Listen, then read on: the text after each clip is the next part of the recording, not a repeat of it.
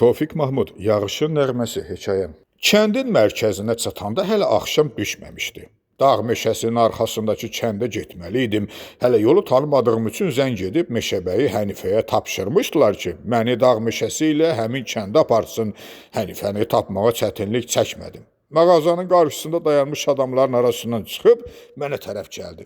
O arıq, qıvraq, balaca bir adamdı. Elə arıqdı ki, üzünün sümükləri aydınca seçilirdi. Bəlkə qalıb qonağım olasan, deyə çox səmimi təklif etdi. Təşəkkürümü bildirdim. Yaxşı, onda tələsək, dedi. Yoxsa axşama qalarıq. Kənd evləri qarşıdakı dağın ətəklərinə qədər səpələnmişdi.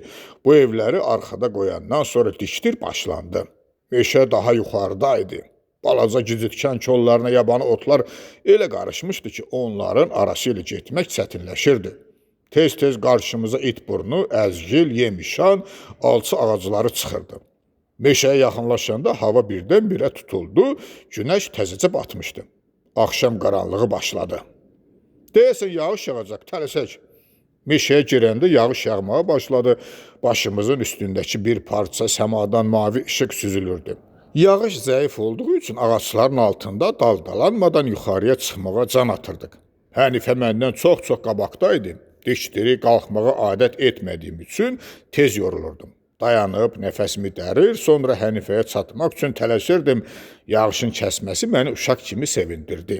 Uca bir vələsin yanında dayanıb məni gözləyən Hənifə, yorulmusansa biraz dincələk, dedi. Qaranlıqda meşədən necə keçib gedəcəyik? Qorxma, fənərim var. Təki yağış yağmasın. Daha yağmaz. Belə bunu demişdim, bir yağış yağmağa başladı ki, gəl görəsən. Dalımca qaç, deyə Hənifə fənəri yandırıb yenə yuxarı dırmaşdı. Yuxarıda qocaman bir ağacın yanına çatıb dedi, gir çoğuşa, gir, qorxma. Çoğuş çox dar və yöndəmsiz olsa da bizi islanmaqdan qurtardı. Yağış elə güclənmişdi ki, heç kəsənə oxşamırdı. Deyəsən, bu çoğuşda gecələyəcəyik. Qorxma, yağış kəsər, sonra çıxıb gedərik. Hənifə meşədən həvəslə danışırdı, söhbətə başım qarışdığı üçün bir müddət yağışı unutdum. Çöl zil qaranlıq idi. Yağışın səsi qulaq batırırdı, bir neçə saat keçdi, amma yağış kəsmədi ki, kəsmədi. Hənifəni birazdan oturduğu yerdəcə yuxu apardı, heyrət etdim. Belə yöndəmsiz, narahat yerdə söykənmiş halda necə yuxuya getdim?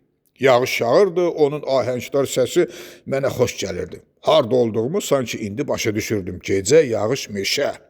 Min-min damla, min-min yarpağa toxunduqca, yarpaqdan yarpağa axdıqca, süzülüb xəzəllərin üstünə töküldükcə, bunların axınından qopan səslər birləşir, meşədə nəğmə yaradırdı. Bu nəğmə elə xoş, elə aydın və gözəl idi ki, onun sanki qaboyda çalındığını təsəvvürümə gətirirdim.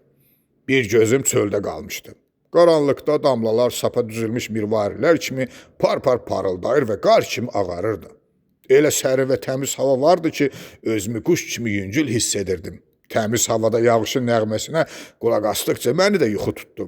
Birdən yaxınlıqda qopan şaqqıltı bu nəğmənin ahəngini pozdu. Hardasa bir budaq sınıb yerə düşdü.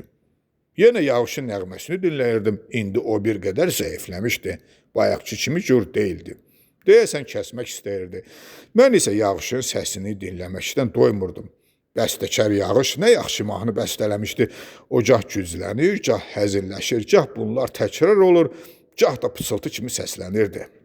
Get-gedə nəğmə öz gürlüğünü itirirdi. Yağışın narın-narın yağması bayaq qar kimi gördüyüm damlaları yoxa çıxarmışdı, gözlərim qaranlığa alışmışdı. Ağaçlarda damlalar gecə böcəkləri kimi işim-işim ışıldayır, yarpaqlardan süzülüb tez-tez yerə axırdı. Yağış nəğməsini oxumaqdan yorulmurdu, arada məni yuxu apardı.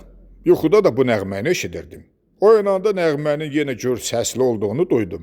Hənifə dünyadan xəbərsiz elə şirin-şirin yatırdı ki, sanki yataqdaydı. Yağışın nəğməsində təzə xallar axtardım. Elə bilirdim ki, yarpaqlar da bir-birinə toxunur, pıçıldaşır və hamısı güclü bir ahəngə çevrilirdi. Gecə keçir, məni gah yuxu aparır, gah oyanır, gah da nəğməni incəliklərinə qədər duymağa çalışırdım. Səhərə yaxın yağış kəsdim, kürəyim, qolum ağrıyırdı. Çoğuşdan çıxanda elə rahatlandım ki, əl qolumu atdım. Meşənin qaranlığı get-gedə əriyir, ağacların arasına duman dolurmuş kimi asta-asta ağarırdı. Duman yayıldıqca qaranlıq köçünü çəkib gedir, hər yer mavi bir şəffaflıqla işıqlanırdı. Yarpaqların üstündə saysız hesabsız sırğa damlalar bərk vururdu. Hənifə hələ də yatırdı. İndi başa düşdüm ki, bu meşə ona necə doğma və əziz imiş. Yağış nəğməsini itirməmiş aşağıda dərədəki çaylaqda axan sulara vermişdi. Burada meşənin ən hündür və ən sıx yerində o nəğmə aydın eşidilirdi.